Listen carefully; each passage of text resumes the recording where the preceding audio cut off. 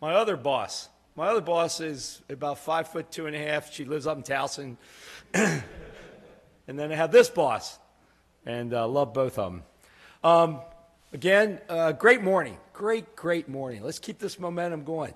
That's what we were talking about earlier today. Let's just don't have a nice day together and nice coffee and some fruit and a good lunch and friendships and all of that. And then by Monday, what did we do with it? So again, great start to the day. It is a great pleasure for me to be able to introduce to this great crowd our governor of Maryland. A couple quick things. He always says, like, sometimes when I'm being introduced, I'll go, quick, go faster, would you please? It's Friday, Gov. Yeah, what are we doing with ties on? You like to leave them home on Fridays. It is a good-looking tie. Very quickly, though, but in a very thoughtful way about my friend and our governor of Maryland. He and I together in the roles that we're in, the journey for me, and started 3.5 years ago. It was when I was fortunate enough, number one, we as Maryland were fortunate enough to have Governor Hogan to be our next governor. I was fortunate enough to get a phone call to say, hey, you ever thought about being Secretary of Economic Development? And I said, no, but I'm going to start right now. And so I had the opportunity. And a theme for the governor during his time leading up to election was changing Maryland. Right out of the gate, when we came into this opportunity together, Open for Business became something that was part of who we wanted to be. It was almost aspirational from where we had been. But as I said to you earlier today, Open for Business, more importantly, open for ideas. But that journey started 3.5+ years ago. You know, a couple real quick things because the governor has some really valuable things to share with you. But on all fronts, the things that are measurable, jobs, trajectory, positive. Rankings for things that matter, like being innovative, having smart people, being a great place to work and have a business, trajectory, positive. Taxes and fees, if I did this, that's not positive. But if I do this, that's positive, because you need that environment. And the regulatory environment, the governor has addressed that, and we're going to keep addressing it. Transportation, that got a little giggle this morning about transportation.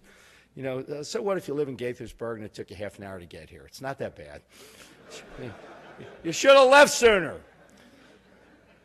But not too long ago, there were some significant announcements that we'll see roll out over the years ahead around transportation and billions of dollars on the table to make life better, put the L in live, that type of thing. Excel Maryland, important initiative that has to do with cyber, has to do with life sciences and other strategic industries. I have to tell you more about that, Walter. It's a big deal, Excel Maryland. It's really to take these great industries where we can argue that we're as good as it gets, but things that we're doing through Governor Hogan's leadership on the initiative to reinforce it, really grow it. But again, it's been a tremendous ride for me. I've loved every minute of it. I'm so proud to work with Governor Larry Hogan, our governor of the state of Maryland. Larry Hogan.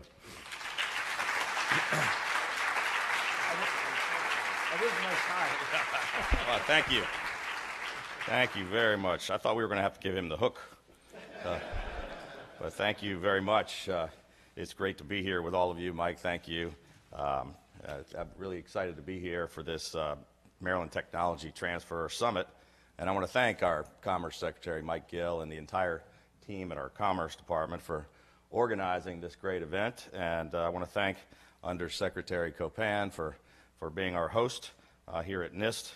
And I want to thank Senator Cardin and Senator Van Hollen for accepting our invitation. I understand I missed them, but they had a great discussion with you. I want to thank them for being here, but also for their valued and critical partnership in our efforts to enhance technology transfer from our federal, university, and industry labs. I also want to thank TEDCO and the Maryland Life Sciences Board and all the university officials who have joined us. I want to thank them for their leadership in expanding Maryland's tech transfer capabilities. And finally, I'd just like to thank all of you for joining us here today and for your continued commitment to innovation in Maryland.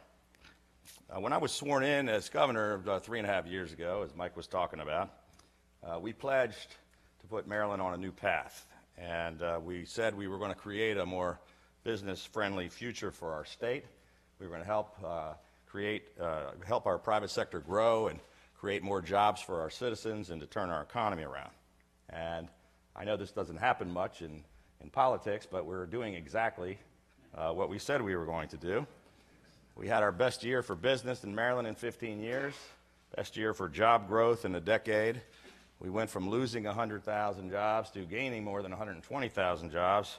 We went from last place in the Mid-Atlantic region in job creation to first place in the Mid-Atlantic region. We've grown jobs at one of the fastest rates of any state in the nation. We've had the best economic turnaround in America. There are now more businesses in Maryland than any time before in our history. And Maryland, as Mike said, truly is open for business. And much of that success begins with all of you in our technology sector. We're very proud to be a national leader in information technology. We have 12,000 12,000 IT companies, which is second only to Silicon Valley in the nation. We're the cyber security capital of America, in my opinion. We're proud to be home to more than 70 federal laboratories and the premier cyber-related federal government agencies and military installations in the country, including right here at NIST, and along with the NSA, the U.S. Cyber Command, and the National Cybersecurity Center of Excellence. We have the highest concentration of doctoral scientists and engineers in America.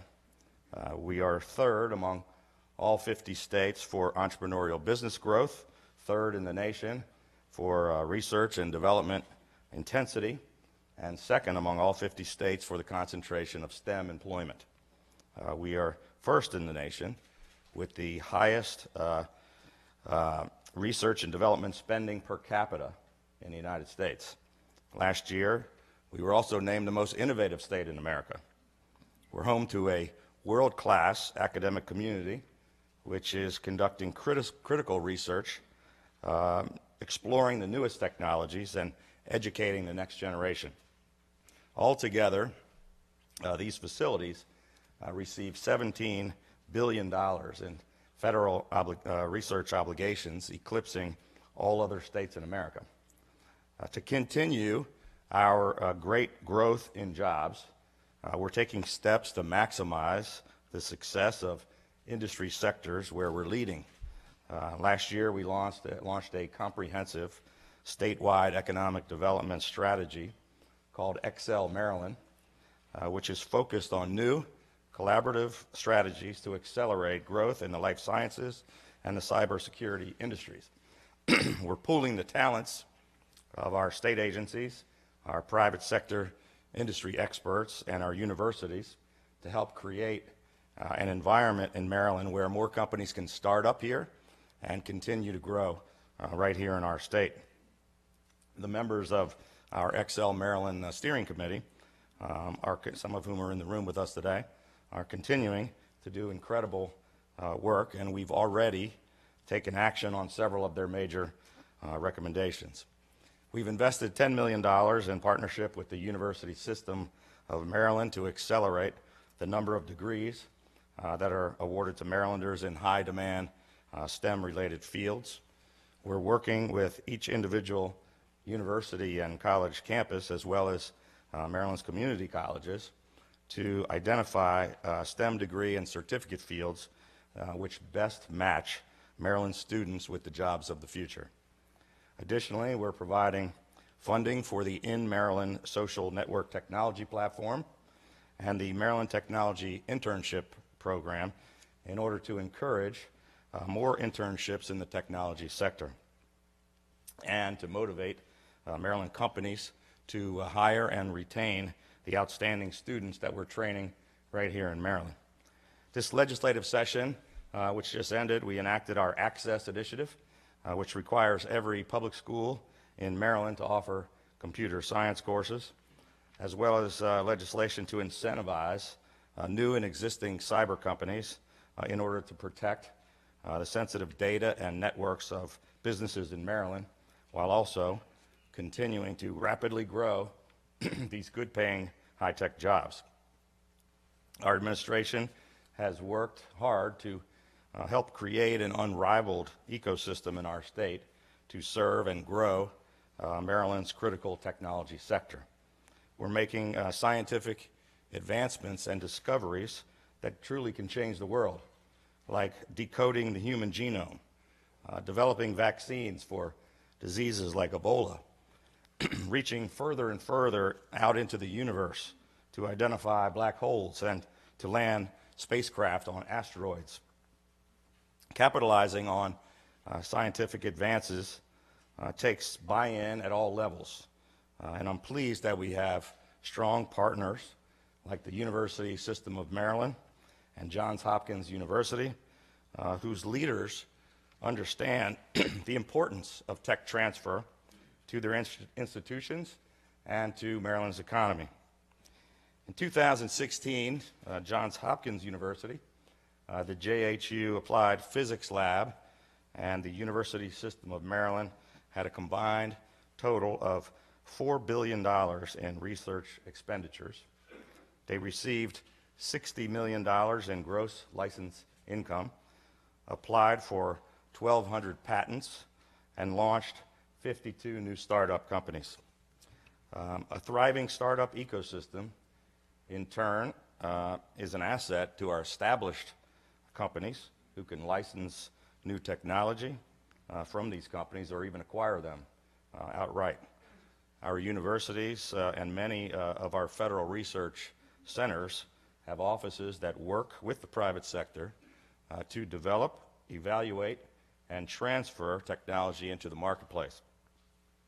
This is good for our Maryland companies, not only because they can access this technology, but because they can also forge lasting client-customer relationships with these agencies. A little later today, I know that you're going to hear from Rip Ballou of GlaxoSmithKline, who will share more about the role of private companies in the tech transfer. But what really sets us apart here in Maryland is our unparalleled access to federal laboratories and facilities. Our federal partners are critical to our success, and we're very proud to have agencies in Maryland like the National Institutes of Health, the EPA, the FDA, NASA Goddard Space Flight Center, as well as all the military facilities that we have, including Fort Meade and Aberdeen Proving Ground and the Naval Surface Warfare Center at Pax River. NSA even has a technology transfer program that includes patent licensing as well as open source software releases, which encourage broad collaboration that can benefit the public, the private sector, and the government all at the same time. As we look to the future, it is essential that we continue to work closely with the federal government in this field, because I believe that we have only just begun to tap the potential of this partnership. There are countless companies, large and small, that have a desire to partner with the federal government to launch new ventures, to create new jobs, and to strengthen Maryland's economy. To that end, the Maryland Life Sciences Advisory Board's federal task force to support commercialization has developed a number of recommendations that could make the progress of commercializing federal research less burdensome in order to unleash even more economic potential. These recommendations range from reforming the conflict of interest laws to allowing more flexible conflict plans for federal researchers, to standardizing entrepreneurial and collaboration initiatives across federal agencies, adequately staffing and funding federal tech transfer offices, and undertaking a comprehensive review of federal tech transfer policy to incorporate the best practices from states and research universities across the country. I believe very strongly that many of the technology transfer practices already in place here in our state could serve as a national model for revised federal policies. New transformative ideas are one of our biggest exports in Maryland, and that is due in large part to the hard work of the people in this room. We're incredibly proud of the progress that we've made together over the past 3.5 years. We're continuing our laser focus on jobs, and we are working to address current industry demand to help our businesses and our economy continue to grow. We've made great progress, but we really can't continue it without the help of all of you. So I want to thank you again for your continued contributions to the state of Maryland, and I want to encourage all of our partners, our Maryland educators, our business leaders, military officials, and federal representatives to continue working together with us so that we can continue to lead the way in innovation. With all of us continuing to work hard together, we're going to continue to change Maryland for the better. So thank you all so much for having me.